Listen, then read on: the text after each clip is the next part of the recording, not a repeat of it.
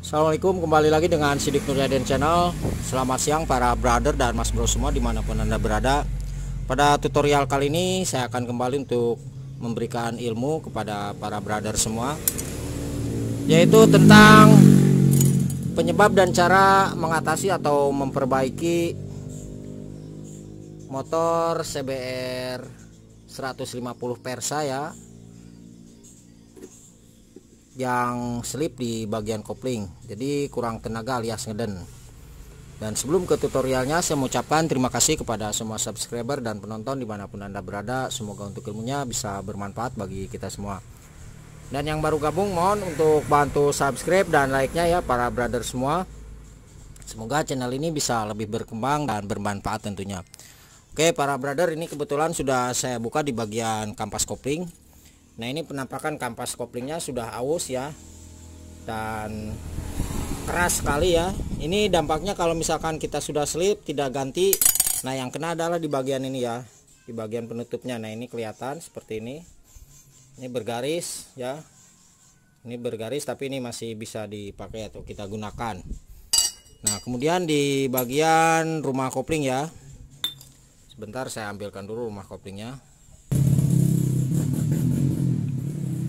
Nah, ini di bagian rumah kopling, para brother bisa dilihat seperti ini. Nah, ini bergaris ya, bergaris. Coba yang lainnya. Nah, ini. Jadi posisi kampas kopling itu ketika kita tekan maka akan nyangkut di parit ini ya, di garis ini. Nah, ini ada cowakan-cowakan seperti itu ya. Jadi posisinya nyangkut di sini. Nah, ini para brother bisa lihat, ini tidak perlu kita ganti ya. Kita akan gerinda di bagian ini, kita akan luruskan aja untuk memperhemat biaya. Nah, ini juga sama ya, ini hampir semua kena. Jadi akibat dari kampas kopling yang sudah aus dipaksakan, maka kendalanya akan kena ke sini. Nah, ini salah satu sudah saya gerinda ya. Jadi perbaikannya kita cukup di gerinda aja. Jadi penyebabnya itu, dan cara mengatasinya kita harus satu gerinda ini yang sudah barusan saya katakan di gerinda bagian ini, terus kampas koplingnya diganti seperti itu. Dan nanti saya akan perlihatkan bagaimana cara pemasangan di bagian kampas koplingnya. Sekarang kita akan gerinda dulu ya para brother semua untuk garis-garis ininya, biar nanti ketika kita melepas di bagian kopling, nah, atau ketika kita nekan di bagian kopling, ini akan enteng ya, tidak nyangkut di sini. Oke, kita akan gerinda dulu. Oke para brother semua, kita akan ganti dengan menggunakan partnya punya Yamaha NMAX 150 ya. Nah, ini punyanya ori 150 sama. Terus ini juga bisa diaplikasikan dengan kampas kopling motor Honda Supra X125, Honda Tiger, maaf bukan Supra X125, Supra X series yang lama ya. Terus Honda Tiger atau Grand, Supra Pit New dan Legenda, ini sama ya untuk kampas ini. Jadi banyak aplikasinya. Jadi tidak usah bingung-bingung ya para brother untuk mencari kampas koplingnya. Nah, ini saya gunakan punyanya Jupiter MX. Oke. Sekarang kita akan coba paskan ya para brother semua. Ini kodenya 50 CW63A ya, 00 ini kodenya. Oke, untuk kampas kopling agar tidak kaget seperti biasa kita rendam dulu di oli ya.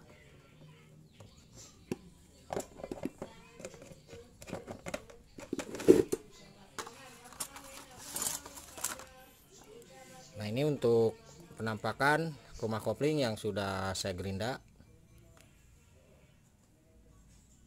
Sekarang kita ke pemasangannya.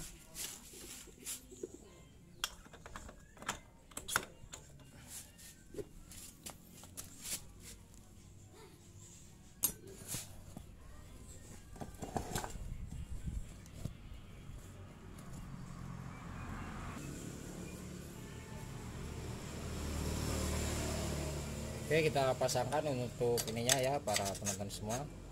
Ini di sini jangan lupa ada ring satu, jangan sampai ketinggalan. Oke.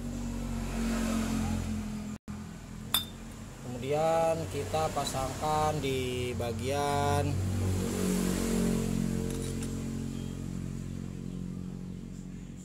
kampas kopling. Nah ini.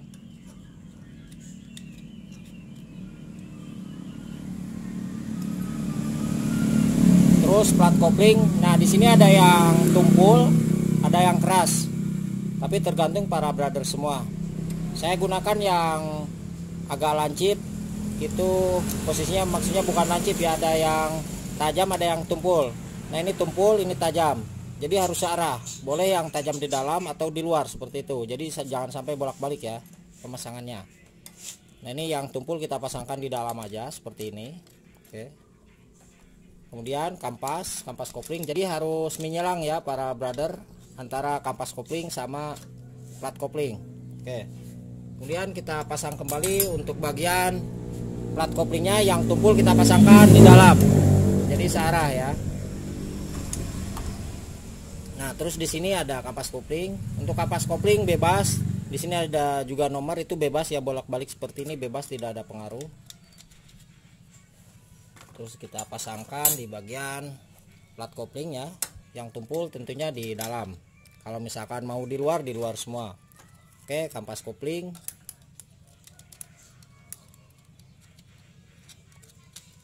Nah, terus yang terakhir para brother harus tahu ya. Ini boleh kita posisikan seperti ini ya. Atau kita disejajarkan sama saja. Nah, seperti ini sama saja, tidak ada perbedaan. Ya. Jadi tergantung para brother semua. Nah, kalau kita lihat seperti ini ya penampakannya. Jadi untuk pemasangan kampas kopling yang terakhir,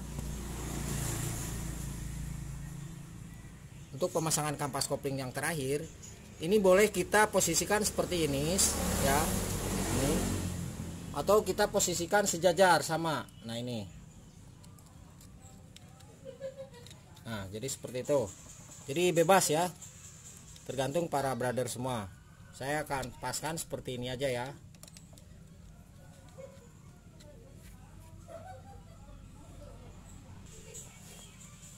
Nah, ini kita tarik dulu ya. Nah, ini jadi harus menjelang, pasang lagi plat koplingnya, terus kampas kopling. Nah seperti itu. Terus kita luruskan di bagian ini. Nah ini ada gigi berparit ya. Nah ini ada gigi di dalamnya. Kita luruskan aja seperti ini. Nah jadi untuk gigi yang kecil ini, nah ini ada gigi kecil ya di plat koplingnya. Coba kita perjelas sebentar. Nah ini ada gigi kecil di paritnya ya, agak yang menonjol maksudnya di plat kopling. Nah untuk ini gigi ini itu harus lurus dengan nok yang ada di sini nih, yang ada di rumah kopling. Apa bukan rumah kopling ini, tempat mangkok kaki 4 ya. Nah ini posisinya harus lurus ya. Dapat dipahami ya para penonton semua. Jadi harus lurus dengan ini nih, gigi yang ada di dalam ini. Nah ini harus lurus ke sini. Itu untuk pemasangan di bagian plat koplingnya. Nah kita paskan sedikit demi sedikit ya. Awas jangan sampai menceng karena nanti akan susah ketika kita masukkan di bagian penutupnya. Oke, ini satu lagi belum. Nah ya sip.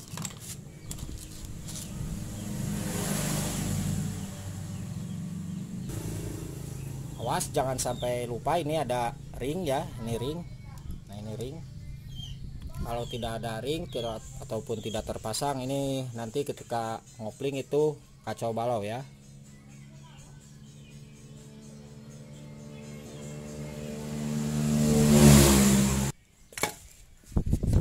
Nah terus kita akan pasang di bagian penutup. Nah ini para brother harus tahu. Nah ini ada nok ya, sejenis titik. Ini harus ketemu dengan titik yang ada di dalam rumah kopling ini. Nah kalau kita geser, jadi posisinya, nah di sini bisa dilihat ya para penonton semua sebentar. Nah ini ada nok ya, sejenis nok. Nah ini kecil, enggak kelihatan ya. Nah ini ada nok ya. Nah jadi nok yang tadi itu harus lurus dengan nok ini ya. Nah maksudnya nok yang ini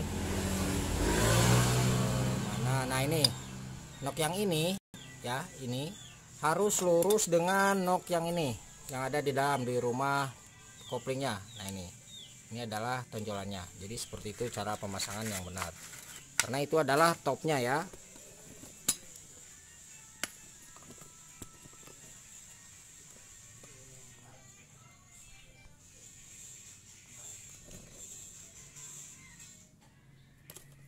Kamera coba.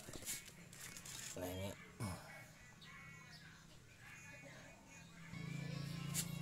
oke, kita paskan aja seperti ini.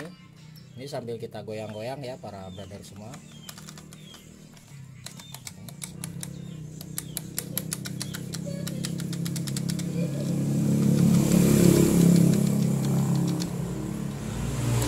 Oke, sip.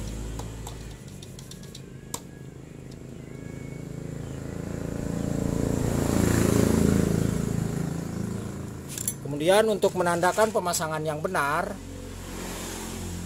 di sini ada spasi ya. Nah ini para brother bisa lihat ke sini.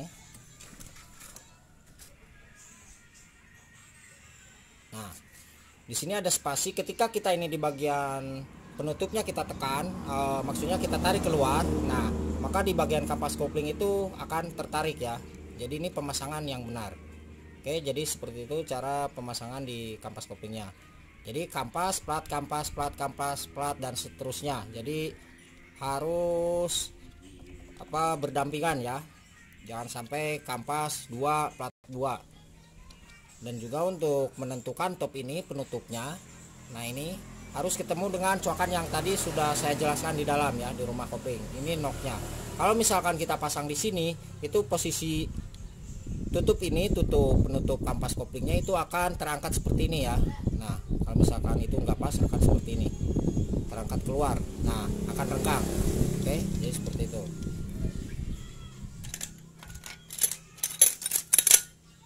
Terus kita pasangkan untuk gigi ininya.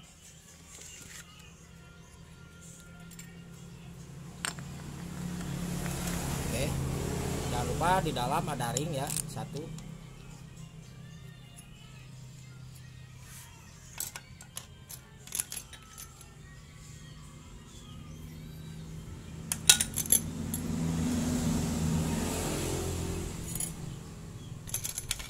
Terus murnya kita pasangkan.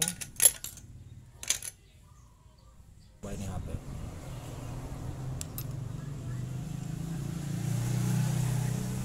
Oke, kita pasangkan seperti ini.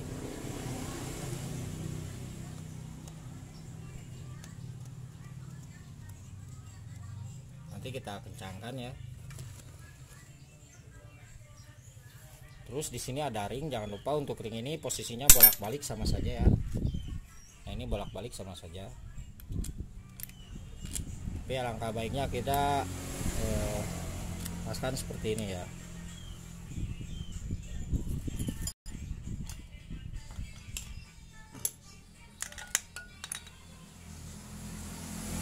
Terus kita pasang di bagian murnya.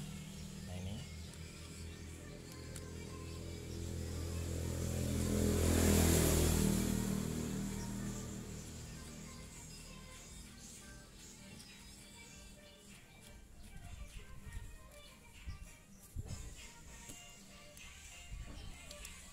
Kalau kita tarik, nah ini akan seperti ini ya. Jadi ada keluar ke dalam. Ini pemasangan yang benar. Oke, kita akan kencangkan dulu ya para brother. Oke, kita gunakan kunci mahkota ya, ukurannya 18 strip 301 ya. Ini ukurannya 18 strip 301. Nah ini 18 strip 301. Ini multifungsi ya para brother. Oke, ukurannya yang kecil.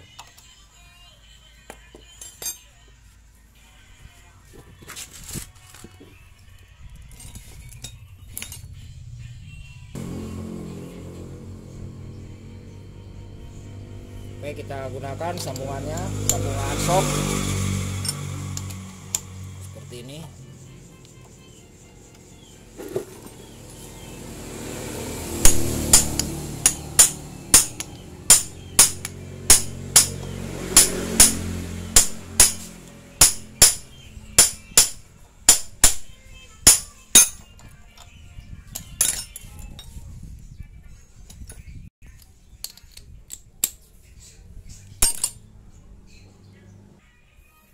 Oke, kita pasangkan untuk gigi pompa oli. Awas jangan sampai kebalik.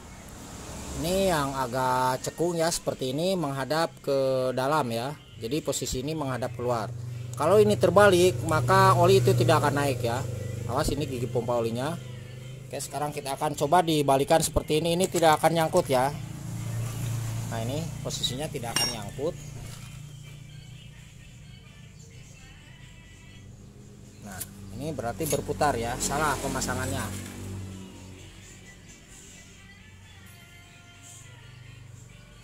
Nah, ini pemasangannya salah ya. Yang benar itu adalah seperti ini. Ini yang ada benjolan dan ada sejenis apa namanya nih, plat ya. Kita pasangkan di luar. Jadi gigi ini, gigi pompa oli ini harus nyangkut di gigi yang depan ini.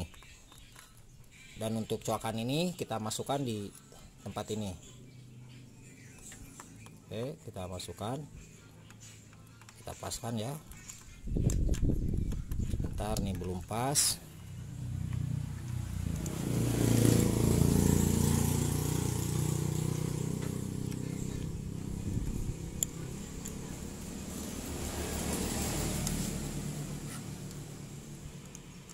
Nah, jadi seperti ini ya para brother semua. Nah, ini kan posisinya nyangkut ya. Oke, kemudian kita pasang penutupnya ini.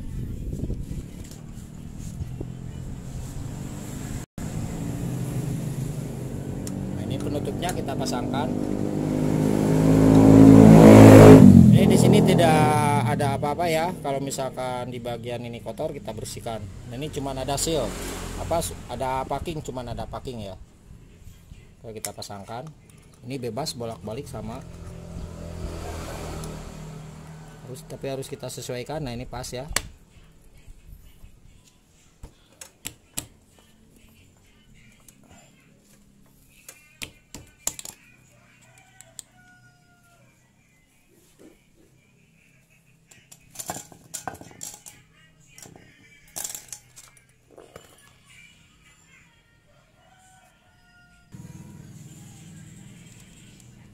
Kita pasangkan bautnya.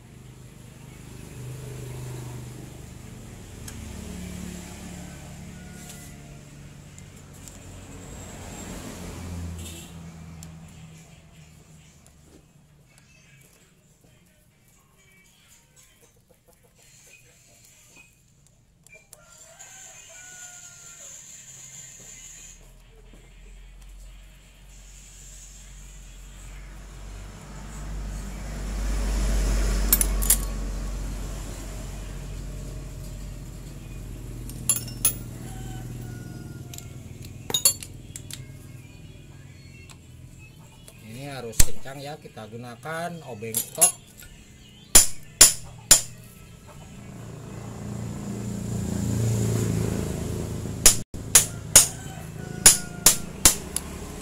Oke.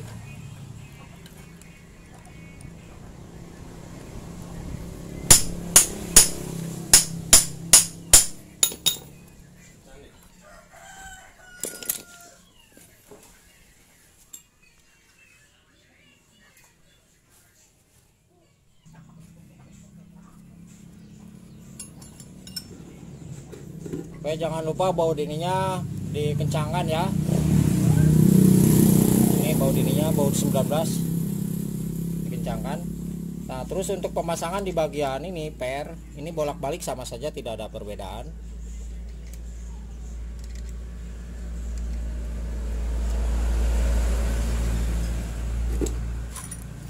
Tapi kalau para brother menginginkan akselerasi atau tenaga lebih dari standarnya, di bagian per ini bisa menggunakan per yang lebih keras atau mereknya TDR atau merek apa Kagawa ya, itu sama bagus. Dan nanti biasanya kendalanya akan cepat kemakan di bagian rumah kopling sama penutupnya. Tapi untuk akselerasinya saya yakin itu bagus ya. Jadi untuk menambah performa akselerasi kita cukup ganti di bagian per kopling sama kampas koplingnya. Kita gunakan yang racing. Ini kalau misalkan para brother dan mas bro semua menginginkan tenaga atau akselerasi motor itu lebih dari standarnya. Jadi kita tidak merubah di bagian mesin, kita rubah di bagian per sama kampas koplingnya. Per sama kampas kopling yang ini ya.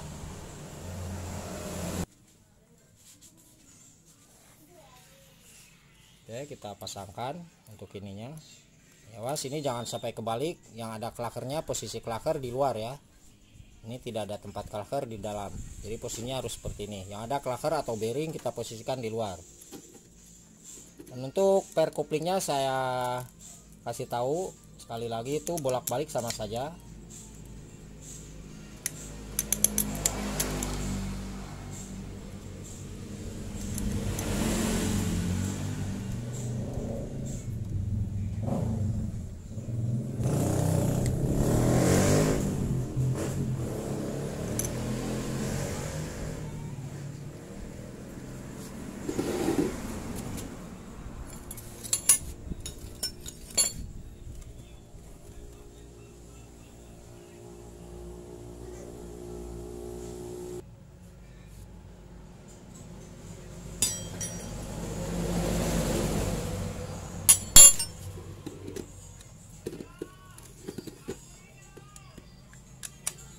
Cara ngencanginnya harus berlawanan arah ya para brother.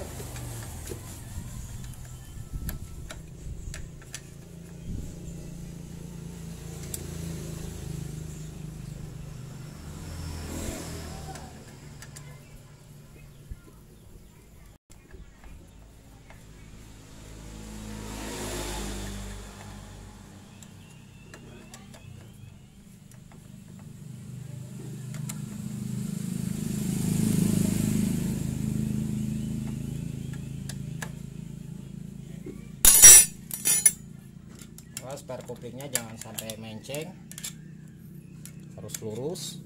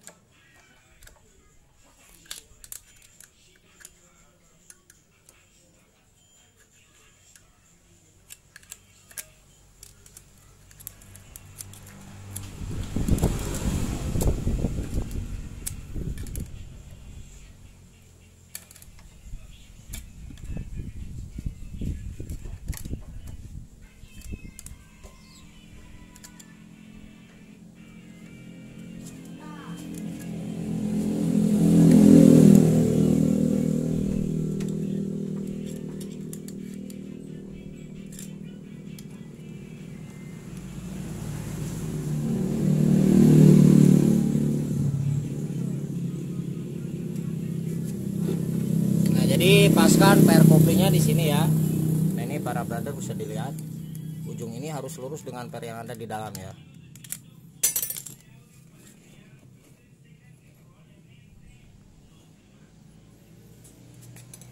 Kemudian yang terakhir kita pasangkan adalah di bagian bearing.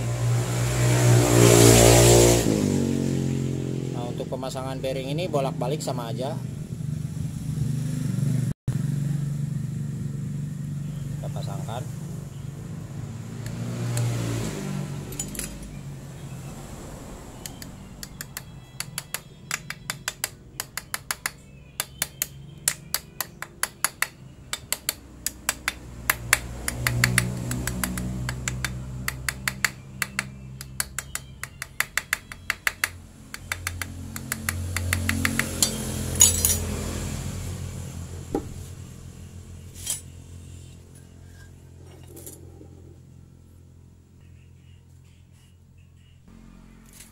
Oke, kita pasangkan untuk bloknya.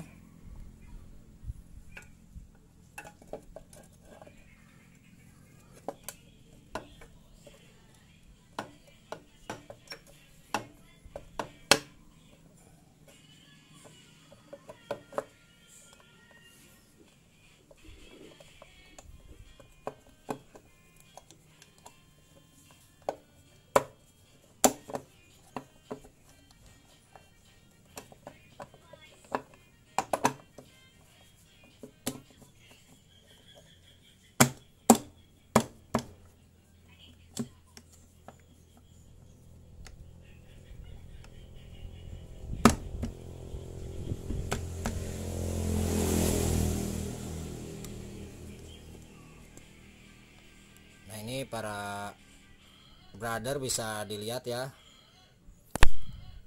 ketika kita memasangkan di bagian blok, terus kopling ini kita tekan sedikit, nah maka blok ini akan terangkat keluar ya, berarti itu pemasangannya benar. Nah oke, kalau kita geser, kita lihat ke sini.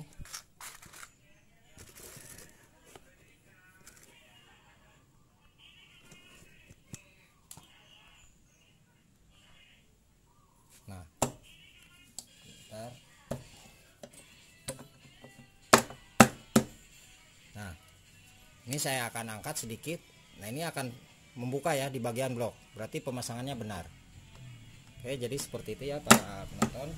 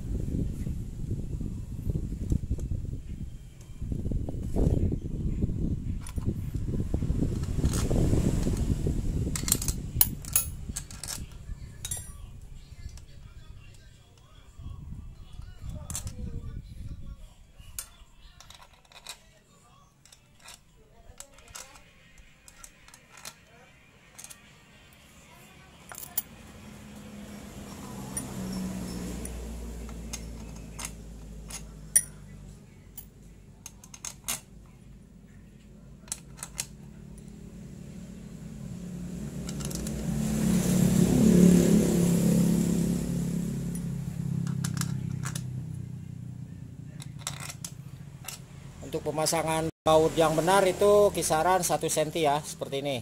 Ada jarak 1 cm.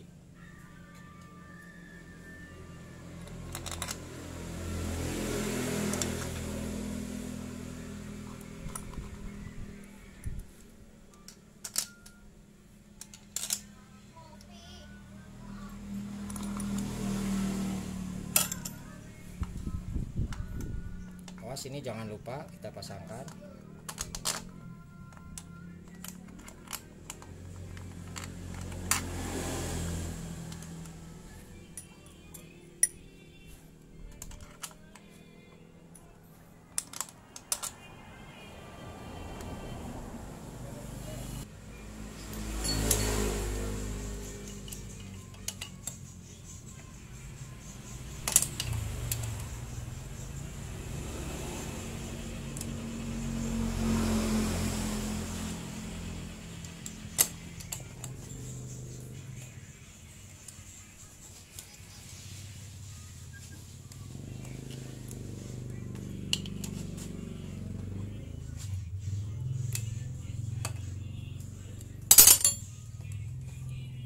Oke, jadi seperti itu ya para brother, cara istilahnya penyebab dan cara memperbaiki atau mengatasi kopling yang slip pada motor Honda CBR 150 Versa ya. Semoga ilmunya bisa bermanfaat dan mohon untuk bantu subscribe dan like-nya. Apabila ada pertanyaan silahkan para brother semua tulis di kolom komentar di bawah deskripsi. Saya tuliskan juga nomor telepon dan WA-nya di 0858 634 91419. Terima kasih banyak dan semoga bermanfaat.